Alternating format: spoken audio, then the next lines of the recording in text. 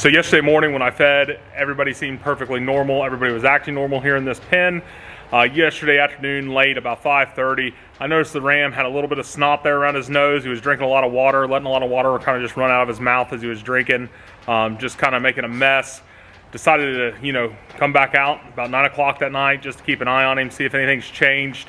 And I noticed that he was extremely snotty. He had a lot of saliva there coming out of his mouth. I heard him breathing kind of rough. I could see him breathing a little heavier than normal, and he was kind of staying away from the ewes. What I ended up doing was grabbing a little bit of feed, shaking it, throwing it down the feeder. All the ewes ran up. He didn't even move. Basically just looked over my direction and just looked away. That's when me and Rachel went ahead, got him up here against the corner gate with a couple of panels. Got his temp. He was at 105 last night, so we immediately started texting with our vet, describing to her what was going on, what we were seeing, and basically asking for a protocol to treat him. Right now he has a respiratory issue. We're assuming that he has pneumonia. The temperature's been extremely hot the last couple weeks, and in the last about 4 or 5 days it's dropped down to where we're hitting a lot cooler temperatures during the day and then overnight. I'm not sure if that's what got him or not, but we got a protocol from the vet, so we need to pin him up over here in the corner, give him his shots for this evening.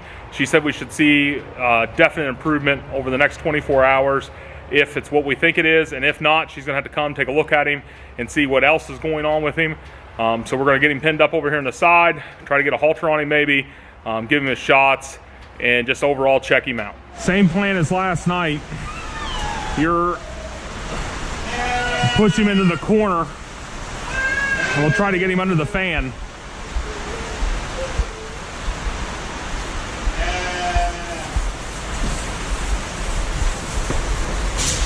Just keep walking him down. Keep walking him down. You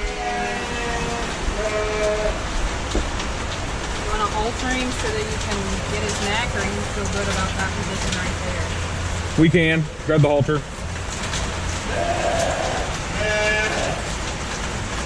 Because the big one has to go in his neck. Yep.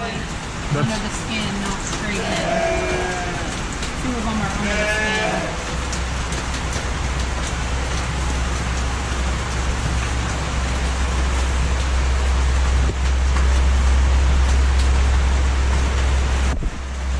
Do you want me to hold onto this and move the gates, and then you hold this while we give him the shots? Or you move this gate, set this gate against the side there.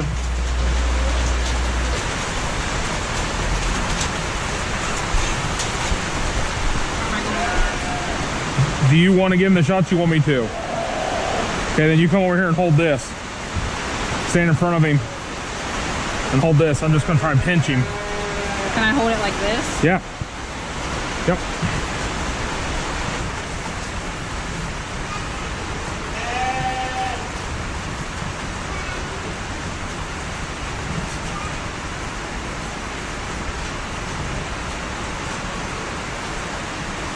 It's gonna, there's a lot of liquid there, so it's gonna leave a bubble.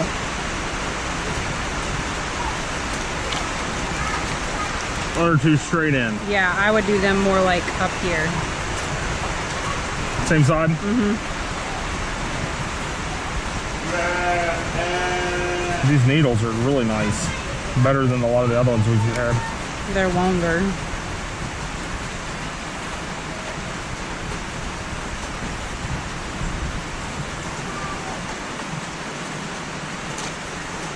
Can you hear him breathing? Yeah. Do you want me to get the thermometer, and do you want to temp him right now? She said we don't really need to. Yeah, I know. Do you want to? Yeah, go grab it then. Got him. You can hear him breathing here. Hear how raspy that is?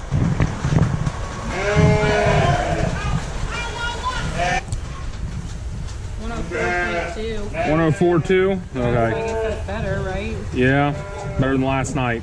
Not as hot. 104.2 temp. Last night he was at 105 when we contacted the vet. So that worked pretty good. He's kind of lethargic today, just a little bit slow. Normally he gets us a little bit more hassle when we're trying to get him, cornered. He doesn't like that at all. Last time when we were changing the markers on him, he jumped a gate, no problem, like it wasn't even in his way. So, we know he's feeling kind of bad. Checking his temp's gone down. It's cooler today. We haven't had any fans running in the barn just because I didn't want to create any kind of draft on him or anything like that today. As soon as we got done giving him that shot and turning him loose, he went right over here to this corner by the waters, got some water. He's just kind of standing there. I held the camera there up to his nose to listen to him breathing. You know, he sounds like he has a lot of fluid there. We're hoping this really works. We're gonna keep an eye on him though over the next 12, 24 hours, just basically watch him and just see what kind of improvement he shows. So it seemed like everything was going okay with Maverick. His temperature was back down to normal. He wasn't as raspy. His nose wasn't as runny. So I went ahead and ran over to the bank barn, take care of the animals over there. Came back, it's probably about a half hour later or so. Came out here into the barn, just check on everybody again. And at that time, Maverick was laying over on his side. He was still alive, had really shallow breathing. I got in the pen with him. I called Rachel to have her come out from the house and give me a hand with him. And from the time it took her to walk out here to the barn from the house, he passed away. We were really confused. It seemed like everything was going good with him. We thought we caught him early enough. Talking with the vet, all the symptoms that he had basically pointed towards him having pneumonia. The treatment seemed to be working because his temperature dropped. Like I said, his lungs were starting to clear up. And we were more worried about, could it be something here in the environment maybe that caused something? And after watching these ewes for the last few days to a week here, just making sure everybody else has been acting normally, and everybody is. Everybody's on the same feed ration. Everybody's exposed to the same mineral mixes. The rams have their own mineral mix. Right now I don't have any in with the ewes because with the rams being in there, kind of pull that. We're not really sure, so talked with a vet, and with sheep, that's just kind of sometimes the way it is. They'll go downhill super fast. They'll hide their symptoms a lot longer than, like, let's just say cattle will. So when he was showing signs, he could have been sick for 3 or 4 days before that. I know that he had marked a ewe a day before that I noticed that he was sick. I had watched him chasing ewes around.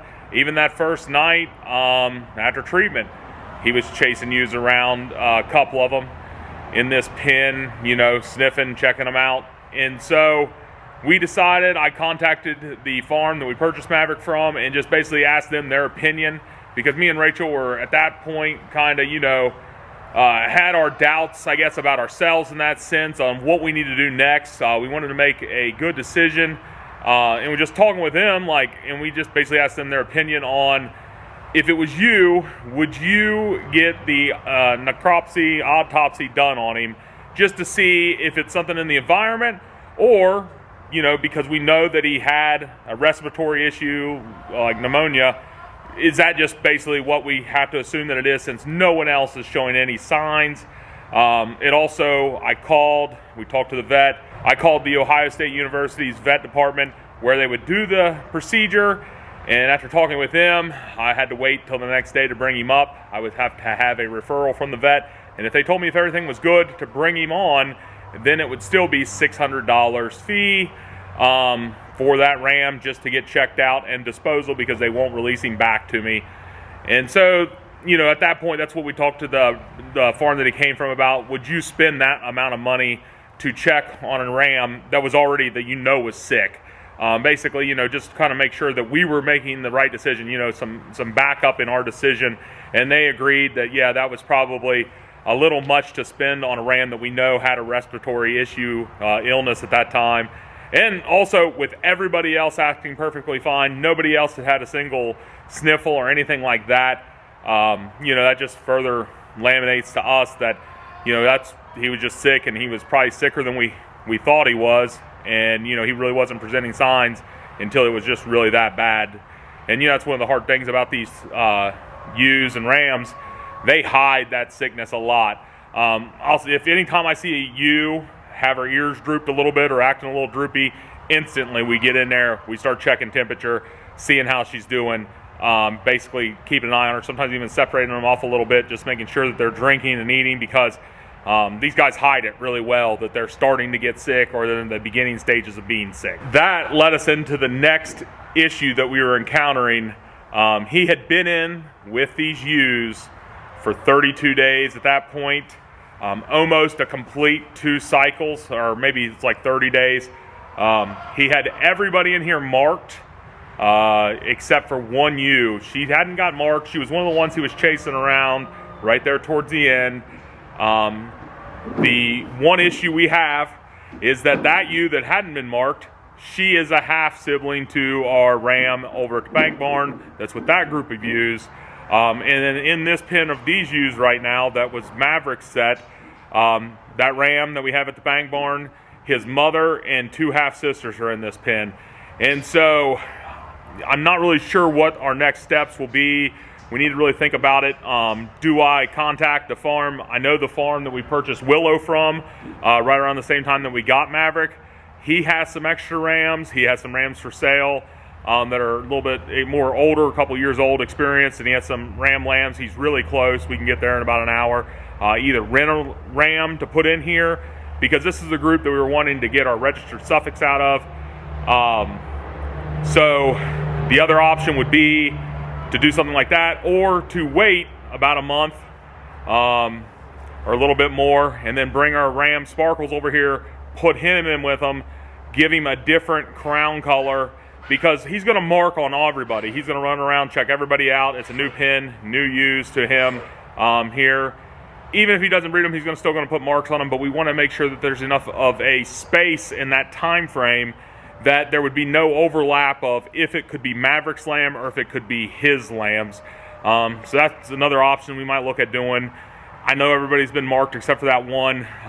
The cost to keep her open, if we end up just bringing Sparkles over, to keep her alive until next year's breeding season, that's a cost I'm okay with eating, because I know what I have in that ewe, what she's produced up to this point, her genetics, and then her performance as a ewe.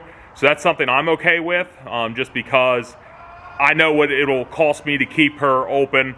Yeah, it'll be a ewe that's open, but right now at the lamb market, it's really not worth selling her just because she wasn't able to get bred because the ram got sick and passed away. So, that leaves us with a couple things to think about here over the next month or so, while we make our decision or figure out what we're going to do. But we know he got all 4 of the registered Suffolks in this pen marked. Like I said, that was kind of the main goal anyway. So, we're happy about that. But with losing that ram, we had picked him up July 3rd, and he passed away there about 2.5 months later. And, that's a little hard, because figuring out his cost towards these lambs kind of raised the price a little bit. But again, that's livestock. That's the way it goes for you sometimes. Perfectly fine, healthy, strong ram running around. It wasn't until, like I said, I walked in and noticed that he was looking down and out. And so that's the cards we were dealt here. Nothing wrong. I'm not mad about anything with that. It's just one of those things that just happens, because like I said, he's perfectly fine and healthy, and then instantly, he wasn't. I don't know if it was just something, the weather kind of changed a little bit, got to him maybe, or what. So we'll try to figure out what we're going to do with this set of ewes next, and, just go from there. Well, thanks for watching.